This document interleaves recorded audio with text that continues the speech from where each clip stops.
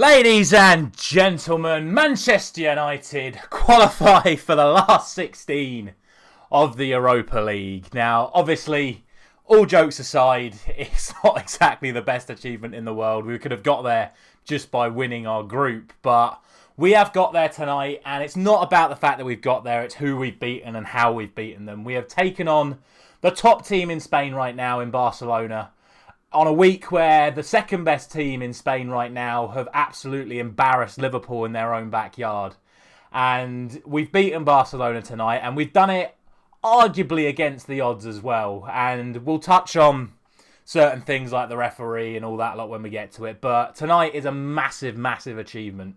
Like I say, it doesn't matter that we've qualified for the last 16 of the Europa League. What matters is we've come from behind to beat Barcelona and win the game tonight in some really tough circumstances. So I cannot be more proud of the players tonight. And some of the performances, particularly in that second half, were some of the best I've seen from certain players this season. And I'm obviously over the moon that we've won this game and that we are through to the next round. And massive credit, once again, has to go to Erik ten Hag, whose tactical changes right now seem to be winning us every single game. He always just seems to know at the moment what to do at the right time. And like I said, I've been critical of him over the last couple of months with the Arsenal game and the first game against Leeds, but he's got it right again today, and it means that we now do progress to the next round of the Europa League, and we'll find out tomorrow who our opponents are going to be. So let's talk about the game itself, and I'll start with Barcelona, because I thought Barcelona were a lot better today. I thought they were a lot better in this game than they were at the Nou Camp, and there was one reason for that, and there was one man for that.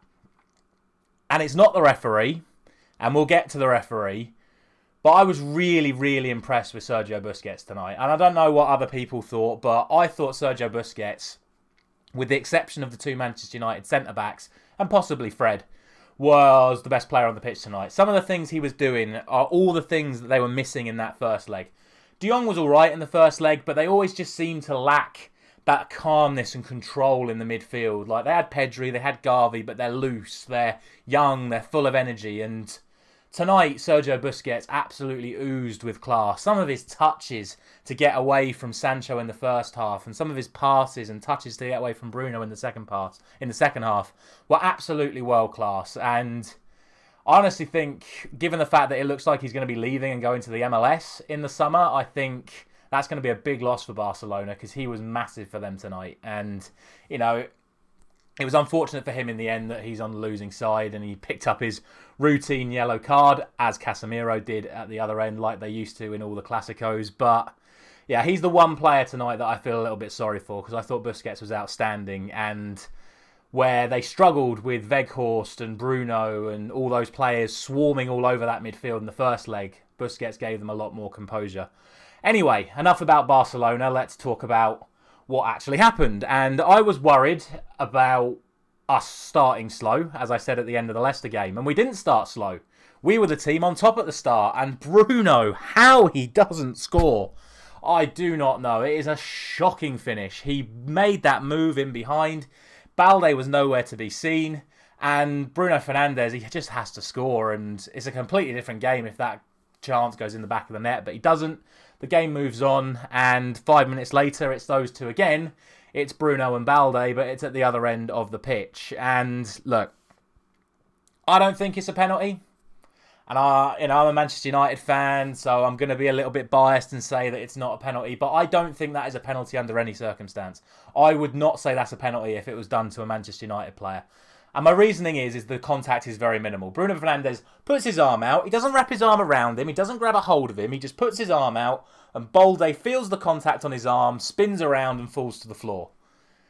For me, that's not a penalty, because it's just not enough for him to go down in that situation. And the reason I say it is because if you think that is a penalty, then every time someone pulls someone's shirt or grabs someone's arm in the penalty area from a free kick or a corner, then that's a penalty as well. So that's my reasoning behind it. And if you think that's a penalty, and if you think every time that someone pulls a shirt or grabs an arm from a free kick in a corner, then can I play in your league, please? Because I'm 6'4" and I get pulled and dragged all the time I play on set pieces. So For me, that's not a penalty, and I think what happened as a consequence of him giving that penalty is that the referee then proceeded to just start giving fouls for the smallest amounts of contact for either team. I'm not saying the referee was being biased towards Barcelona.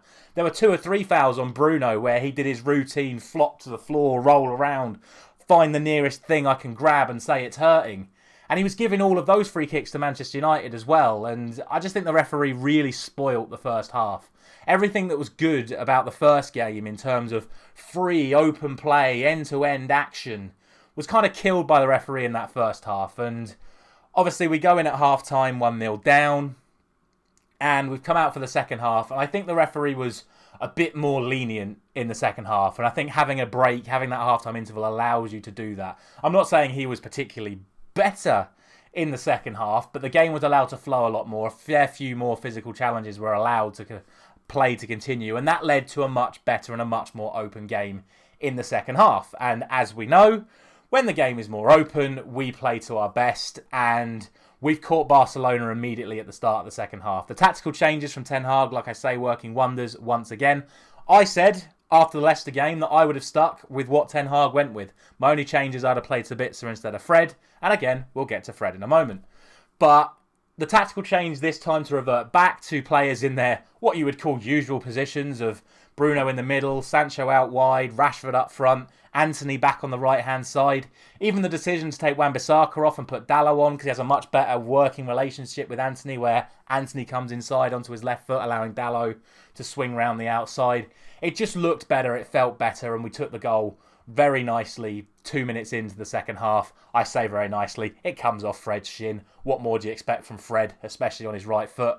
But it ends up in the back of the net, and Fred continues his relatively good run of scoring and assisting over the last month or so. It's been a real good improvement offensively from Fred over the last few weeks, and it's great to see him score once again.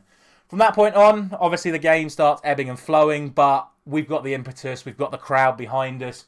Players are starting to put in more effort. We're putting a lot more balls in behind. It's been said over the years, teams like Barcelona, Bayern Munich, Man City, Liverpool, all these teams that play high lines with possession football, just hit the ball in behind. Their defences don't like it, and that's what we started doing. The amount of times Antony was getting in behind Baldi was honestly quite concerning. I thought Balde played really well going the other way. He looks like a fantastic young attacking left back in the mould of Jordi Alba, and he will be his long-term replacement, I'm sure. But when he goes forward like that, the amount of space that Antony had to run in behind him and run at Christensen was really, really poor from a Barcelona perspective. And if Antony, bless him, actually had a right foot, the amount of times he could have cut onto that right foot and put balls in towards Rashford, we probably could have had 4 or 5 very easily. And it was, of course, Antony that ended up getting the second goal. The goal actually coming from the left-hand side. Another ball in behind the defence, this time to Luke Shaw. Back heel to Bruno Fernandes. A coming together between Bruno and I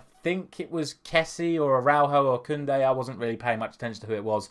But again, like I said, the sort of challenge that the referee was giving in the first half, but he wasn't giving in the second half. Plays allowed to continue. Comes across to Garnacho. Shot blocked. First time volley from Antony. Straight into the far corner on his left foot. In my opinion, ter Stegen could have done a little bit better.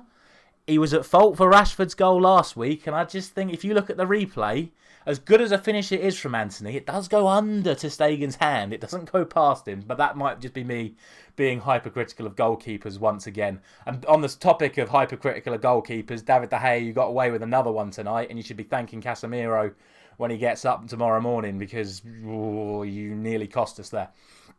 Anyway, from that point on, it became a different game once again. It was 2-1, and very much like some of the other games we've played recently, we were looking for a third, but only really on sort of like counter-attacks. It was very much what we have, we hold. But for the first time in a what we have, we hold situation, we had the 3 new breed generals on the pitch. We had Casemiro, we had Varane, and we had Martinez. And honestly, I don't know, I've put in my group chats, I don't know how quickly a player can earn a statue, but my word, does Lisandro Martinez deserve one already.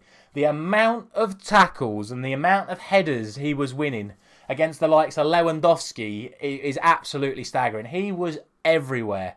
And I've not looked at the stats, but he probably made about 10-15 tackles, 10-15 blocks, and 10-15 defensive headers on his own, Martinez. And then Varane next to him with the pace and the calmness and the control right up until the last minute of the game, getting behind David De Gea.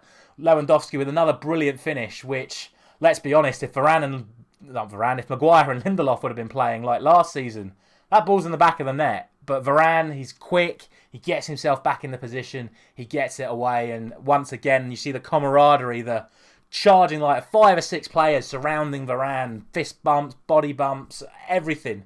The passion and the raw just drive to succeed is back at Manchester United right now, and those two at the back epitomise it. And if people want to talk about a new era and all the new players and what this, these two are the players with Casemiro in front as well. This is the foundation of everything that is improved under Ten Hag. Because don't get me wrong, I like Lindelof. I thought he was brilliant against Leicester the other day, and I still like Harry Maguire. His performances for England say enough, but as good as those two are, Varane and Martinez are just better. And it's unfortunate to say because, like I say, I like those two other players. But if Varane and Martinez are fit, I am confident that we can win any game because those two will just keep us in it. And if Casemiro's in front of them as well, then, well, I just... good luck to everyone else because it is such a solid backline when they're all available to us. And, yeah, all in all, we get the final result. I should mention Fred. I said I'd get to Fred. First half, it was your bog standard Fred. Little bit lost. Trying to track De Jong, it looked like, but he was even losing him at times, which is not like him. But every time he got the ball, he was giving the ball away. And I don't know if Ten Hag gave him a stern talking to at half-time, but the Fred that came out for that second half was a whole different animal altogether. Obviously, the goal helps with your confidence, but from that point onwards, he was just everywhere. Again, kind of like Martinez, making tackles left, right and centre, getting on the ball, creating chances, putting balls into Bruno, balls out to Garnacho. The only player we didn't really see a lot of today was Marcus Rashford, who obviously went off with what looked like a slight knock, and hopefully he'll be fit for the League Cup final on Sunday. But to say that we have won that game today with Marcus Rashford having little to no impact on the game just shows how far we've come, and that we don't necessarily do need Rashford to win games when we've got players of such quality available to us. And that was the difference today. We just had a little bit more quality than Barcelona in the end. And that is the reason that we've won the game. And like I say, Ten Hag has to take massive credit once again for getting the team right, getting the team in at half-time, so organising everything that needed sorting, making a half-time substitution once again that has completely changed the game. And in the end, Manchester United get the win. They beat Barcelona and they progress to the next round of the Europa League.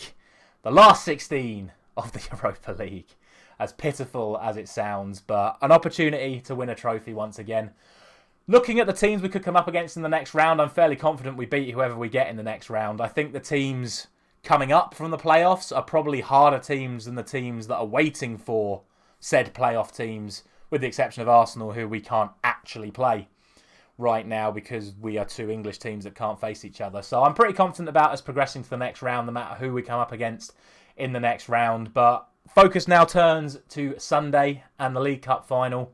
Manchester United against Newcastle at Wembley. Our first chance for a trophy in 6 years. That's not true. We've had a couple of other finals, obviously Europa League final a couple of seasons ago. But another chance to end our 6-season drought without a trophy, and a chance for Erik Ten Hag to win the first possible trophy he could win as Manchester United manager, and fingers crossed he is going to get the job done. As always, drop a comment on the video. Let me know your thoughts of tonight's game. Let me know your thoughts on the refereeing, Ten Hag's tactics. Are Barcelona finished as a big club? Because they might be top of La Liga, but that wasn't their best performance by any stretch of the imagination. And what that'll mean for them financially remains to be seen.